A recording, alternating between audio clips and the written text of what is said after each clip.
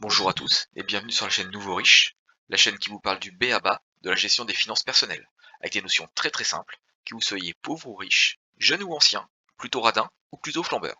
Les mécanismes de l'argent restent les mêmes pour tous. Si vous souhaitez soutenir la chaîne et ses contenus, abonnement, pouce bleu, commentaire, don Tipeee et parlez-en autour de vous.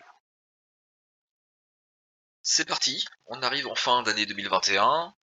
Il est temps de faire un peu un point de situation sur nos comptes, sur nos finances. Et donc, je vais vous aider à tout ça, avec ce schéma déjà tout simple pour commencer. Un schéma qui va nous montrer donc du coup les, revenus qu'on peut avoir, que ce soit notre salaire, les aides. Si jamais on a la chance d'avoir, un appartement en location, et ben, effectivement, on peut considérer tous nos revenus fonciers là-dedans. Peu importe, hein, nos sources de revenus. Et on a ensuite, des dépenses, des sources de dépenses qui peuvent être l'alimentation, la voiture, les enfants, le sport et cetera.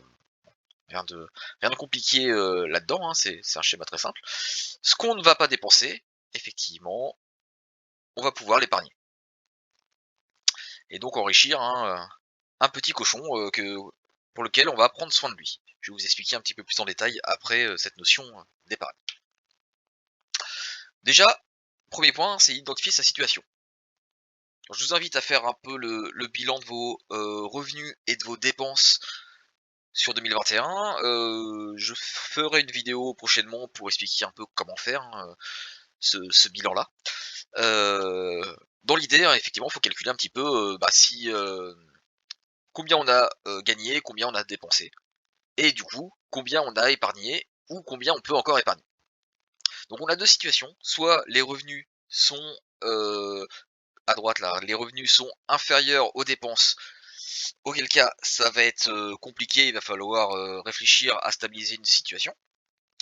Soit nos revenus sont, supérieurs à nos dépenses, auquel cas on peut commencer à épargner. Effectivement, on peut dégager cette partie verte d'épargne, hein, qui est la différence entre les 50 000 € qu'on, a gagnés en revenus annuels et on a dépensé 45 000 € annuellement.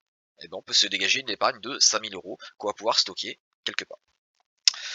Le mécanisme reste le même, qu'on soit dans une situation ou dans une autre.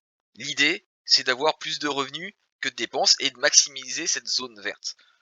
Pour ça, il y a 2 façons de faire, soit augmenter ses revenus, en demandant une augmentation à son patron, en trouvant une deuxième source de revenus, et cetera. Soit limiter ses dépenses. Les 2 ne sont pas incompatibles, hein, mais on va pouvoir aussi limiter nos dépenses, hein, vivre un petit peu moins cher, que notre niveau de vie actuel. Il va falloir analyser sa situation. Encore une fois, si on a atteindre un objectif, il va falloir, faire des efforts d'un côté comme de l'autre. Du coup, je reviens sur ce schéma-là. Donc, ce qu'on n'a pas dépensé, ça va dans notre épargne. L'épargne, ça va fonctionner de 2 façons distinctes. Soit l'épargne est notre petit cochon, pour chaque euro qu'on lui met, ça va faire travailler et ça va générer des petits euros tous les ans. Par exemple, l'argent qu'on place sur un livret A, pour prendre cet exemple-là, un petit peu bateau, ça va nous rapporter 0,5 tous les ans et donc ça va re-enrichir le cochon. Donc si on a mis, un petit peu d'argent, ça va faire un petit peu plus d'argent l'année d'après et cetera et au fur et à mesure, le cochon va grossir avec le temps. Soit on peut se servir de l'épargne pour se générer, avec les intérêts, un revenu passif. Donc c'est-à-dire, même sur son livret A, on récupère ses intérêts et on les réinjecte dans notre revenu pour faire plus de dépenses. L'idée de l'épargne, c'est effectivement ne pas réduire la taille de son épargne tous les ans. Donc ça peut fluctuer, bien sûr en fonction des cours de bourse, en fonction de l'actualité, et cetera. D'accord? Mais dans tous les cas, l'idée c'est de ne pas toucher à cet argent-là pour faire des dépenses, sur des passifs. C'est de l'argent vraiment qu'on stocke pour le futur et pour se dégager des futurs revenus. Donc à quoi ça peut servir notre épargne? Premier point, ça peut être un matelas de sécurité. En cas de coup dur, effectivement, on peut se garder 1, 2, 3 mois de salaire, voire plus, voire moins en fonction de sa situation, hein, des fois c'est pas très intéressant.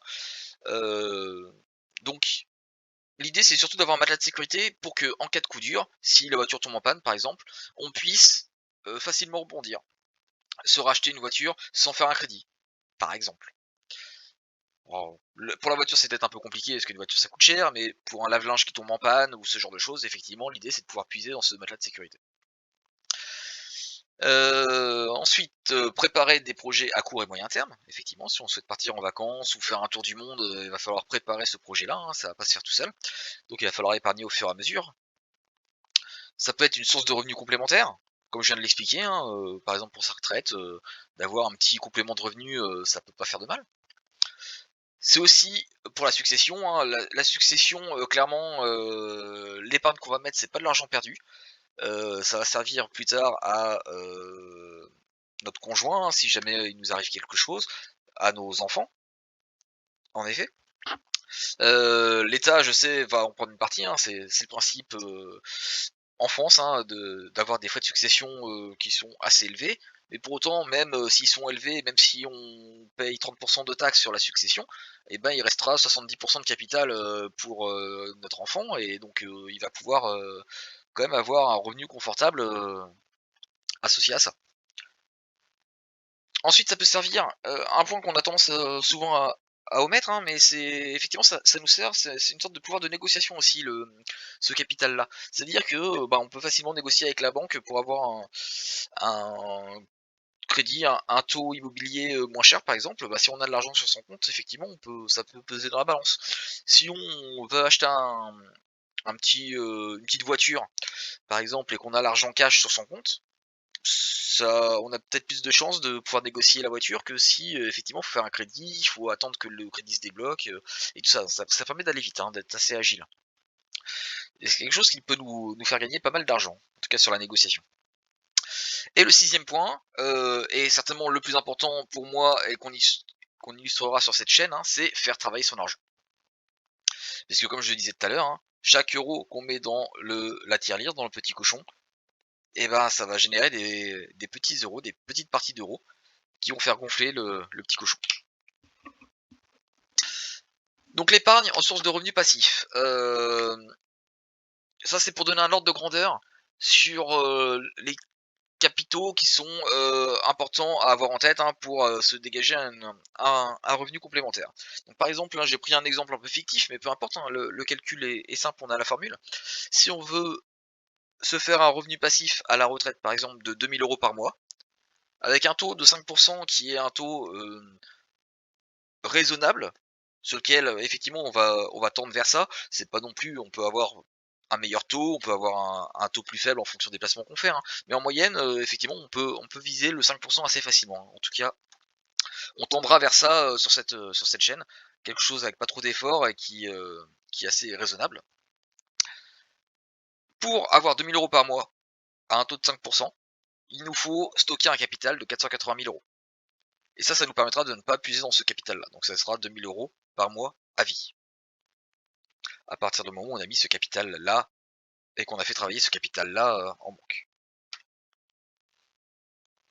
Mais 480 000 € hein, sur 30 ans, c'est quand même pas facile à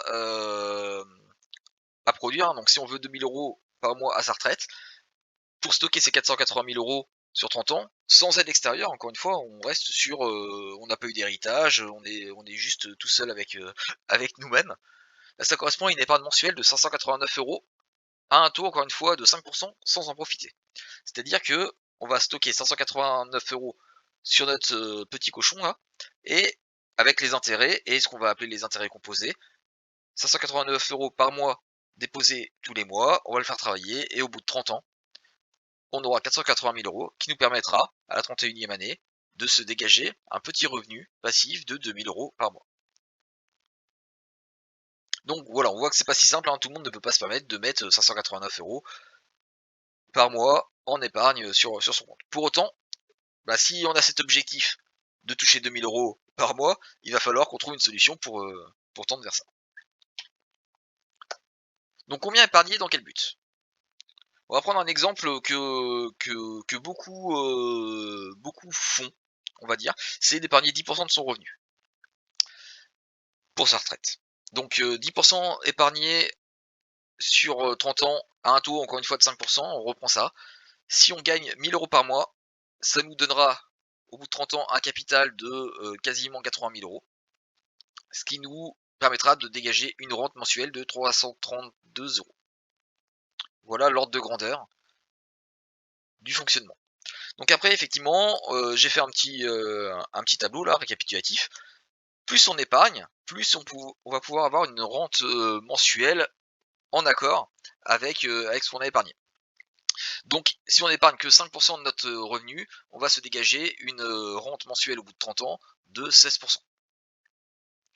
À l'inverse, si on veut une rente mensuelle qui correspond à notre, salaire actuel, il va falloir épargner pendant 30 ans 30 de notre salaire actuel.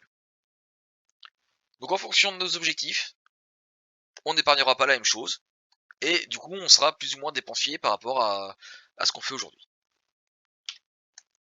Voilà un petit peu pour illustrer cette notion d'épargne et ce qu'il va falloir travailler en 2022. Donc je vous remercie de m'avoir écouté jusqu'au bout et les prochaines vidéos vont suivre pour expliquer un petit peu les différentes notions d'épargne, comment bien placer son argent, pourquoi épargner, comment bien faire ses comptes, comment identifier ses sources de, revenus, ses sources de dépenses, et cetera. Donc je vous invite à rester connectés, abonnez-vous si vous voulez et voilà. Merci à tous et à bientôt.